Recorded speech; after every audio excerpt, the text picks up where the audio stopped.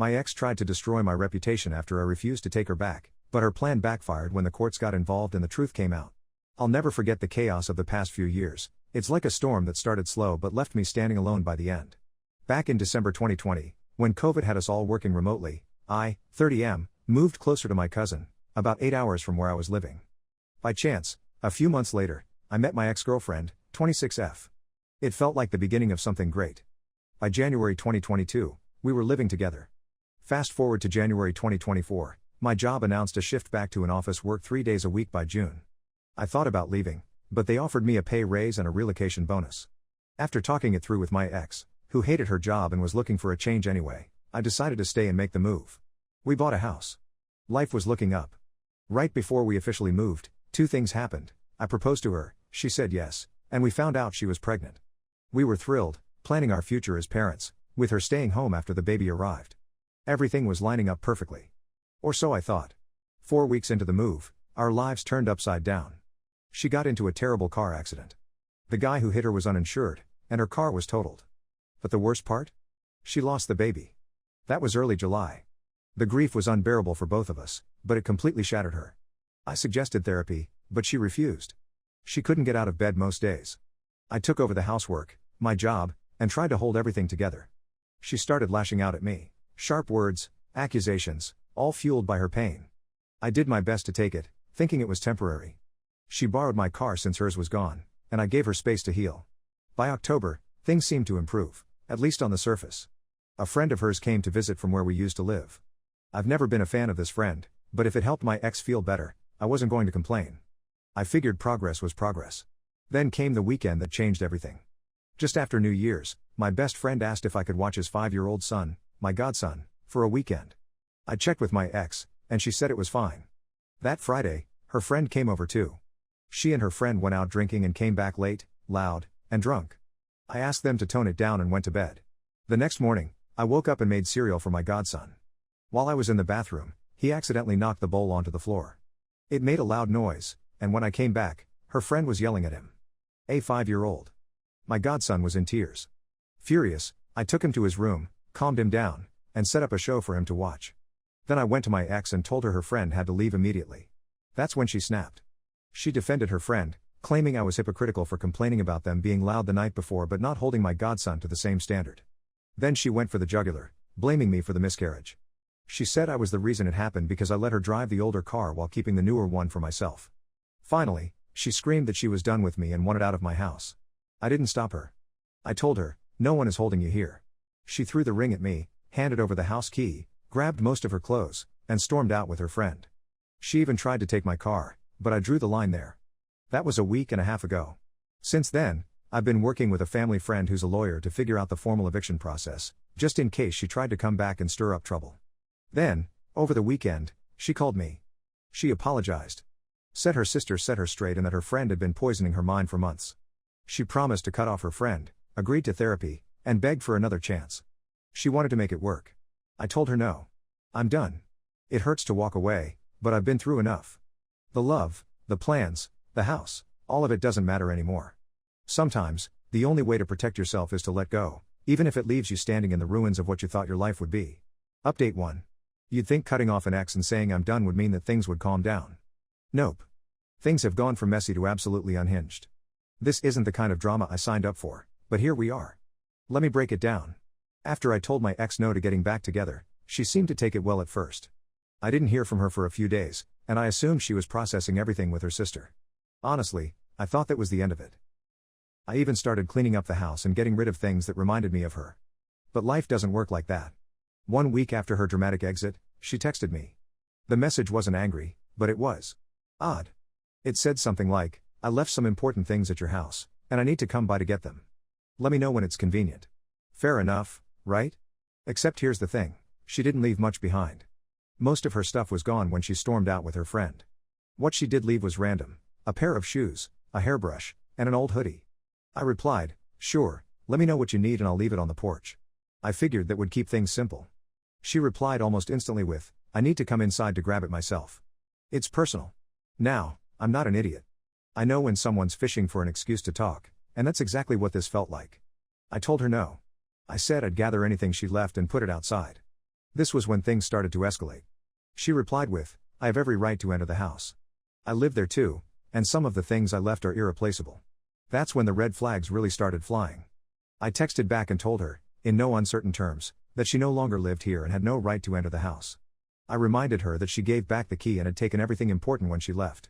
If she couldn't tell me what she needed specifically, I wasn't going to entertain her demands. That's when the accusations started.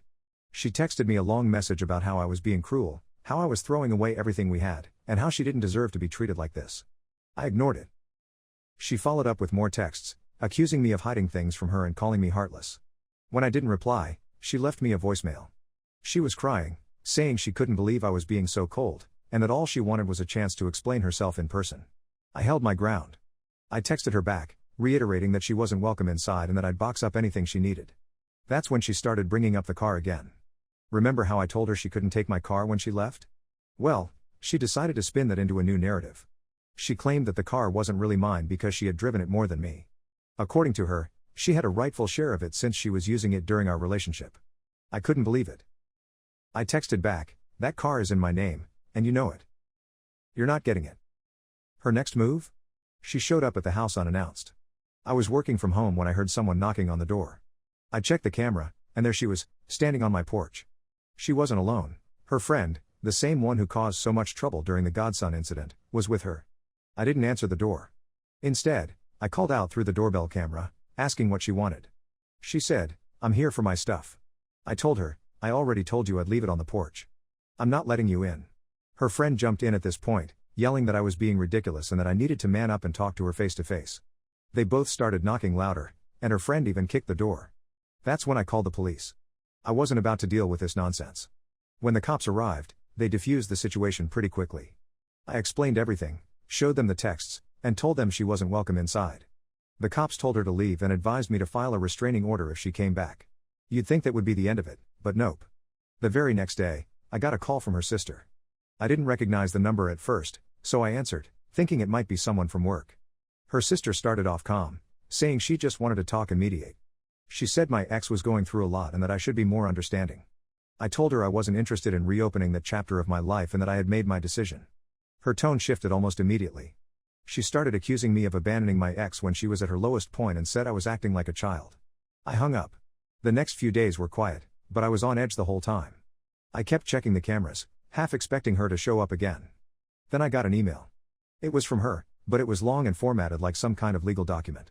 She claimed that she had contributed financially to the house and demanded compensation for her share.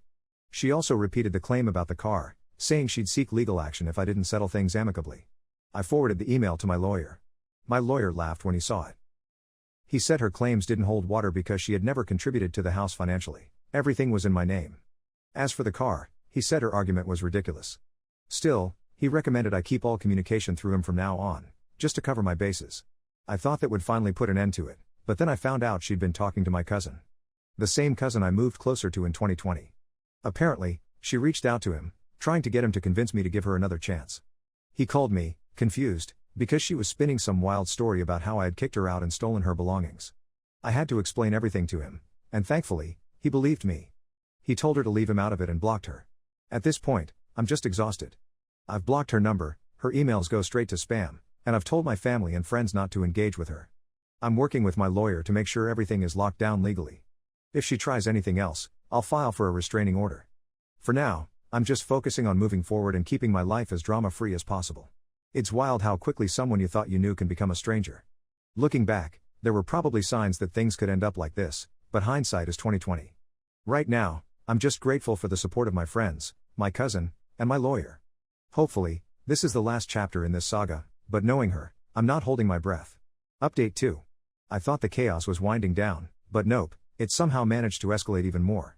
Here's the latest in this ongoing saga of how not to handle a breakup. Strap in because this is ridiculous.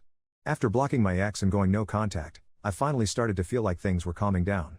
Work was picking up, I was reconnecting with friends, and for the first time in months, I could breathe without waiting for some new drama. But peace doesn't last long when you're dealing with someone who can't let go.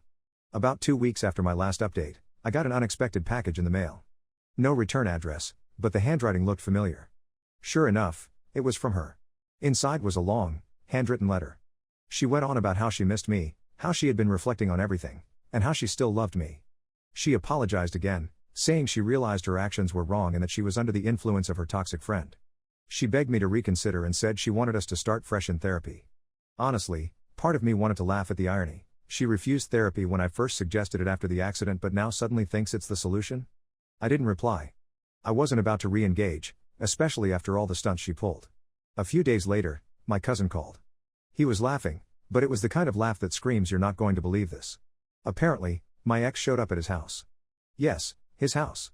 She tried to pitch him the same sob story, saying she'd changed, she regretted everything, and she wanted his help convincing me to take her back. My cousin is a laid-back guy, but he has no patience for nonsense. He told her flat out that she was wasting her time, that I wasn't interested, and that she needed to move on. She didn't take it well. According to him, she got upset, started crying, and accused him of turning me against her. He basically had to kick her out. If that wasn't enough, she tried a new tactic. She emailed my boss. I didn't know until my boss called me into a meeting. At first, I thought it was about a project, but no, he wanted to talk about the email. She had written this long, dramatic message, claiming I was struggling emotionally and needed a lighter workload because of our breakup and the miscarriage. She even implied that I wasn't fit to handle my current responsibilities. My boss, thankfully, saw right through it. He said he wanted to give me a heads up because it was a bit unorthodox and because she seemed unhinged. I was mortified but grateful he didn't take it seriously. I explained the situation briefly, and he was incredibly understanding. Still, the fact that she went that far? Absolutely insane. At this point, my lawyer and I decided it was time to escalate. I officially filed for a restraining order. Between her showing up at my cousin's house, contacting my boss, and the continued attempts to reach me through letters and emails, it was clear she wasn't going to stop on her own. My lawyer handled everything, and within a week, I had a court date. She was served the papers, and let's just say she didn't take it well. The day of the hearing was a whole circus. She showed up looking overly put together, like she was trying to make a statement. She gave this long, dramatic speech about how she never meant to cause harm and was just trying to reach someone she loved. She even tried to make herself the victim, claiming I had shut her out unfairly and that she was just desperate for closure. The judge wasn't buying it. They granted the restraining order, and I walked out of that courtroom feeling like I could finally breathe again. But because this is my life, it didn't end there. 2 days after the restraining order was issued, I got a call from her sister. She claimed she wanted to mediate and help resolve things between us. I told her there was nothing to resolve and that the court had already made it clear. Her sister said, "But she's really struggling right now, like that was my responsibility." I told her, firmly but politely, that I was done and ended the call. Then I blocked her number. You'd think a restraining order would stop someone, but nope. She started posting about me on social media. Mutual friends started sending me screenshots of her vague, pity-party posts. Things like, "Some people would rather run than work through tough times," or "It's sad when people forget what real love is." She never mentioned me by name, but it was obvious who she was talking about. One mutual friend even reached out, saying, "Hey, are you okay?" She's been saying some wild stuff. I told them I was fine and that I wasn't interested in hearing more about her posts. I'm trying to move on, and I don't need updates on her attempts to get attention. The final straw? She made a fake account to contact me. I almost didn't notice it at first because the message was generic, like, "Hey, I saw your profile and thought you seemed cool." But the way it was written felt familiar. I ignored it, but she kept messaging, getting more and more obvious. She eventually admitted it was her and said she just wanted to talk. I didn't reply. Instead, I forwarded everything to my lawyer. So where does that leave me now? Honestly, I'm exhausted but hopeful. The restraining order gives me some peace of mind, and I'm doing my best to focus on myself. I've started therapy, partly to process everything that's happened and partly to make sure I don't carry this baggage into future relationships. My godson's parents have been incredibly supportive, and spending time with him has been a huge help.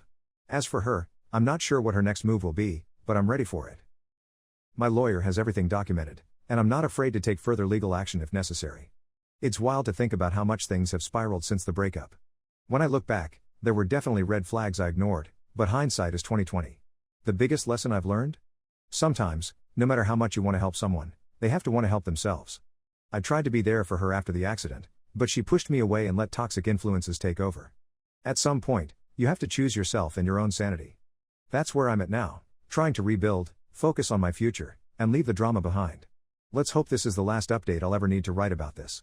If not, at least I'll have one hell of a story to tell.